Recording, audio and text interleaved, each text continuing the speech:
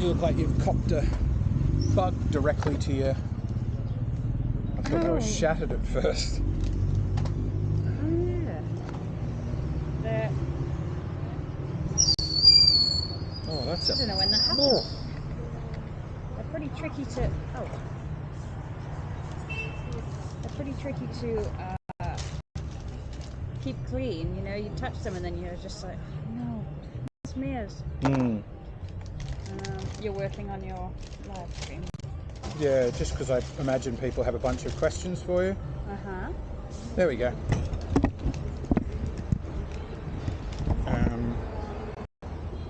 Hello. There she is. Yes. Have you seen my bike? It's just over there. So I've just this morning got up and ridden about, not very far, 25 kilometers or something. Yeah, so where did you stay last night? So I can see on the map. Galaros. So I did 60 kilometers yesterday. But Galaros. Galaros, yeah. You rode through it this morning. Oh, did I?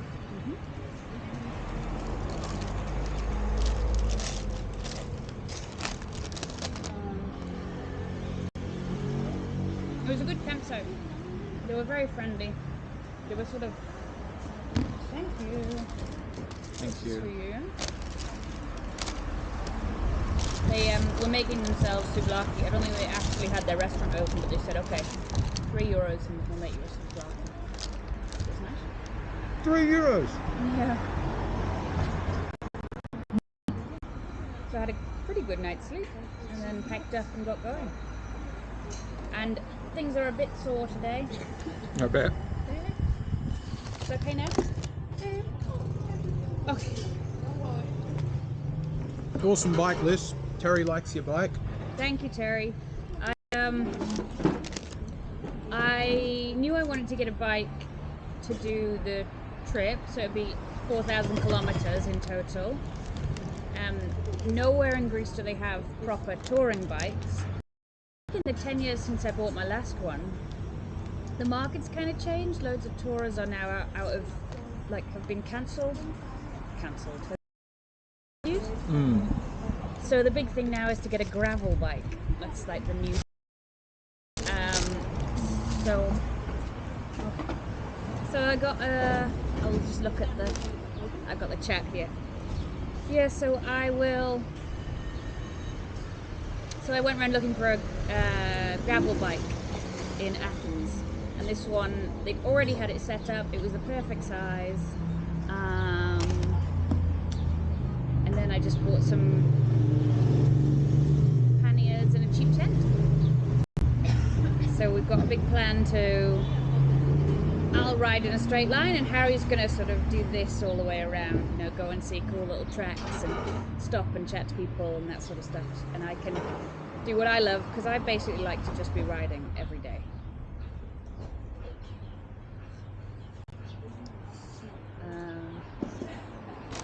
Yeah, sorry we haven't been doing much on the channel. I'm sure Harry's been telling you about it, but it's really hard to post and be on the road at the same time, you know? Is this in the way? I'm not sure. Yeah, really hard. And now we've sent away the laptop, so we're definitely not going to be posting for the next, you know, proper videos for the next 2 months until we get to London. Thanks, Terry.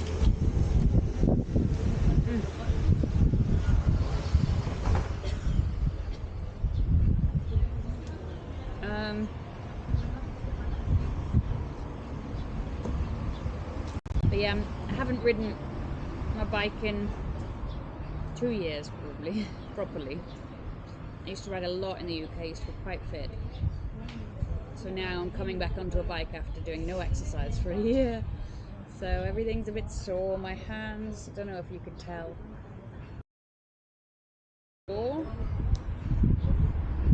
I had my seat post a bit too high on day one, so there's just a bit of downward pressure. But I think you just have to toughen up, really.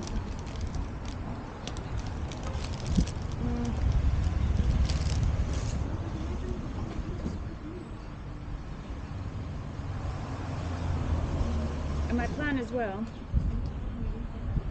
is to... I'll stop posting stuff on Instagram just with pictures and things of how my ride's going, so you'll be able to keep up with that. I know you guys are more into the motorbike content, but yeah, you'll be able to see what I'm up to. Lots of pictures of just a bike leaning against a tree. I think whenever I used to travel, my photos were about 90% bike against tree, bike against different tree, bike against park bench, bike beside a tent.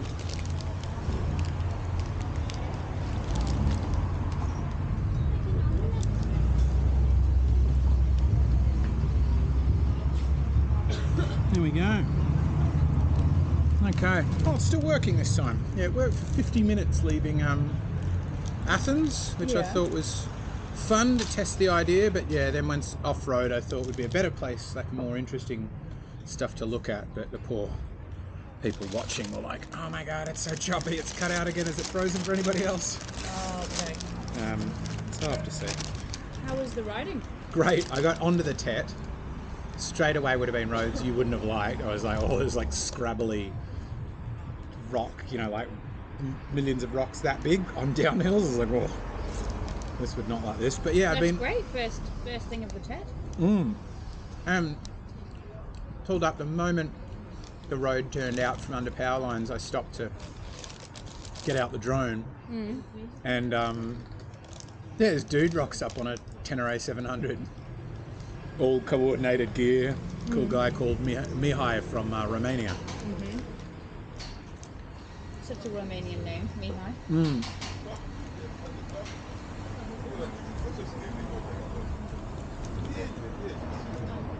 So you made a friend? Yes, we didn't swap numbers, but we're like, we'll bump into one another again if we're both doing the Tet, you know, because I would have probably gone slower than him. Oh, he's going the same way? Yes, yeah, I was like, I'm roughly heading towards Sparta. He's like, yeah, me too, kind of. Oh, that's cool.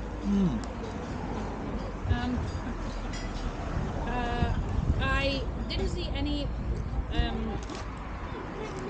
touring guys yesterday, but this morning, just after I left, I was on a straight, and I saw at the far distance two people with big panniers on the back. I was so excited, so from a distance I was doing this really exaggerated wave, and then they were really like overly enthusiastic as well. They like kept tooting their horn and they're like, hey! So I felt really, you know, felt part of a new club. Yeah. I saw a guy, actually, I was taking the coastal road into Corinth, and I saw a guy there all packed up. Well, rear panniers and what I assume is a tent on the front but going straight, which was a bit weird. Oh yeah, I did see another guy when I was passing who had rear panniers and a tent in the front, but it wasn't straight. It was flat. Maybe it wasn't, maybe. But he wasn't coming this way, he was going the other way. Yes, I think he was going that way, all black. Had stopped to pee. Yes, I saw him before I crossed Corinth. I was worried about some of the dogs, you know. When I set out, that was my big worry about dogs. So it's been quite good so far. There've been a lot of barking dogs, but I just really loudly sort of yell at them. And then they should be alright.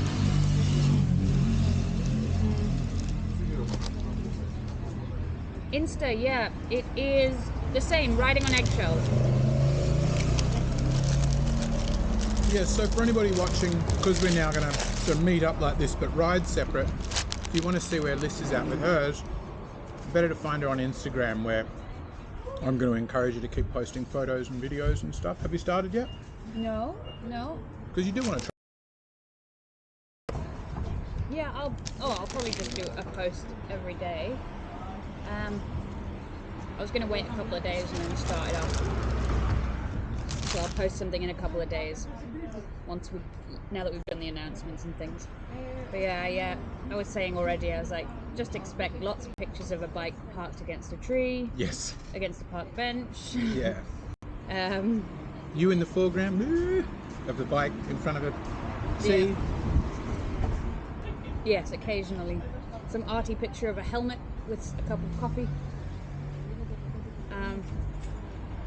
Yeah, it was so funny because I was watching you on the thing coming up to meet me here. Yeah.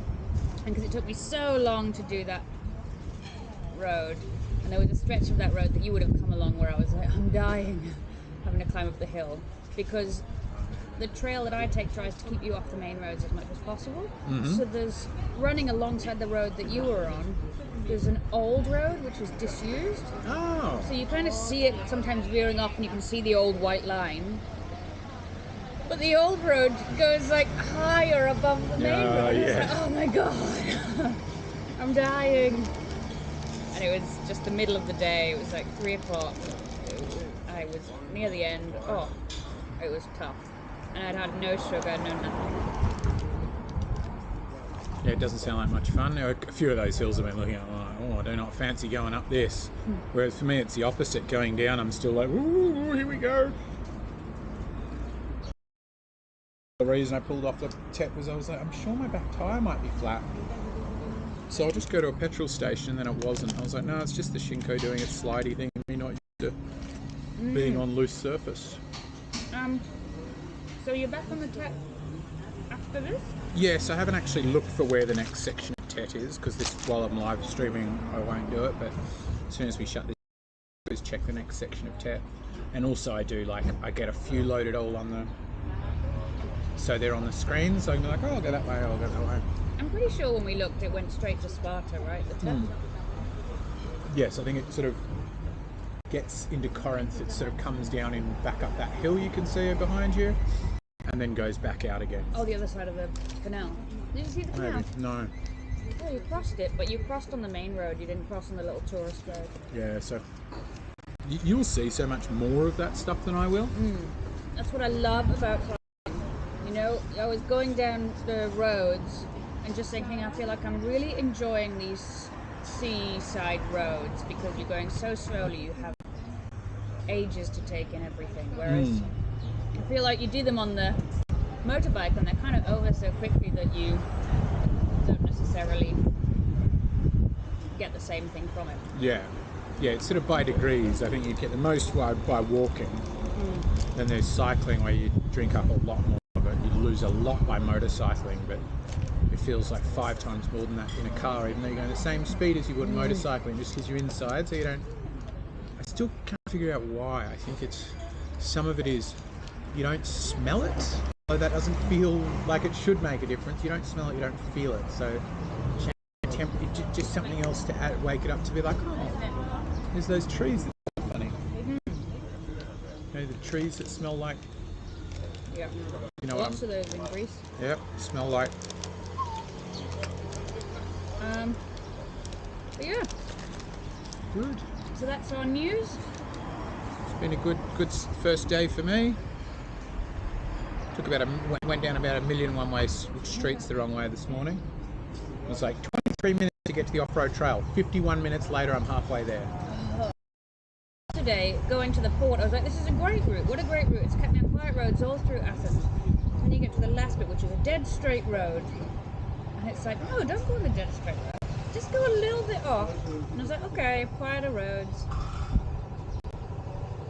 It was the steepest, ridiculous. There is no one in the world who could cycle up that gradient of hill. What, you had to push? Of course. I could barely even push it. It was so steep. Wow. So I just thought, and the road that it was avoiding was not that bad, and I had to rejoin it anyway at one point. So it's Komoot doing that? Yeah. But it's good though, because you can see the road there. You could even go and look at the gradients if you want to plan it better. And you can make that decision. So what it will always try and do is give you this quiet road. And then if you want, and you want to take something a bit more direct, go for it. Like today, it has more of that abandoned road, goes all the way along there. So it was saying, oh, go and take the abandoned road. But I wanted to stop in for coffee, so I instead just took the same road you did, closer to the coast. And it always just keeps track.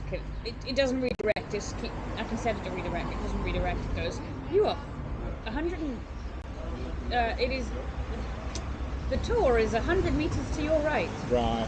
So it doesn't recalculate directions. It just. It can, but that's not what I've got it set to. Yeah. Awesome. Okay. So that's our news. Hope you enjoyed the update. Do we have any more questions before we shut it down?